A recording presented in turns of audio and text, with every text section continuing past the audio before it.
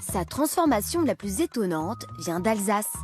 On la doit précisément au roi Stanislas de Pologne, fan invétéré de la brioche alsacienne, qu'on appelle là-bas le Kouglof.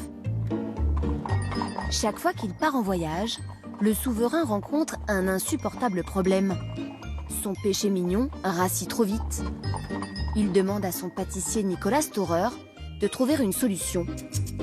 Le chef crée alors une brioche imbibée de rhum, baptisée l'Ali Baba, en référence au conte préféré du roi. Et c'est comme ça que naît le baba au rhum, une brioche de voyage. Mais l'histoire du baba ne s'arrête pas là.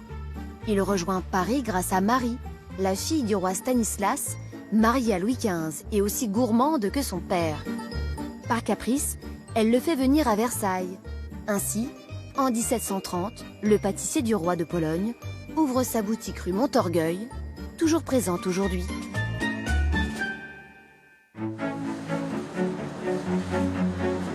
Et le succès du baba ne s'est jamais démenti. Il s'en vend près de 20 000 par an. Tu peux me ramener les babas, s'il te plaît? Merci.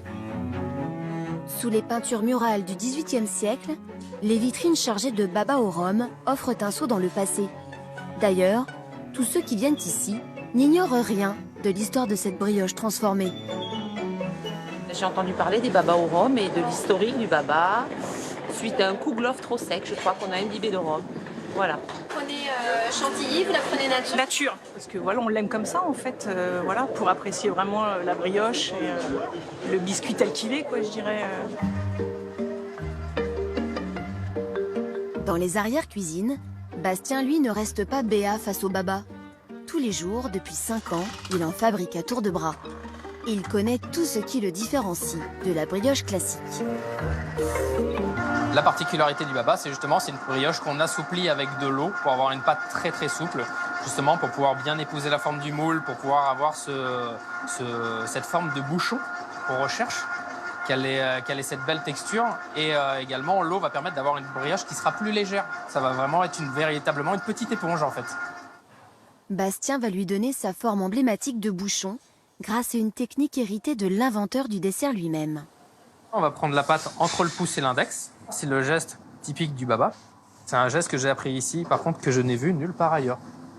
Je vais la presser en la faisant remonter et la guider avec mon pouce pour faire en sorte de la lisser, lui donner la forme d'une boule. Donc après cette boule, on a juste à la prendre entre nos deux doigts et la déposer dans notre moule.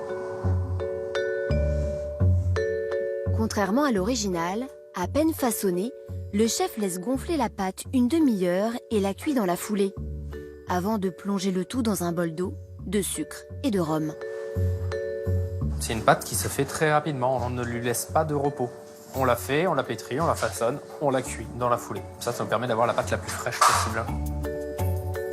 En quelques minutes à peine, le petit bouchon a doublé de volume.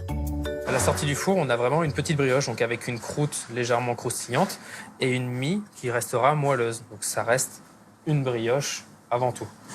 Alors qu'une fois qu'il est trempé, on n'a plus ce côté croustillant et on n'a vraiment que de l'onctuosité.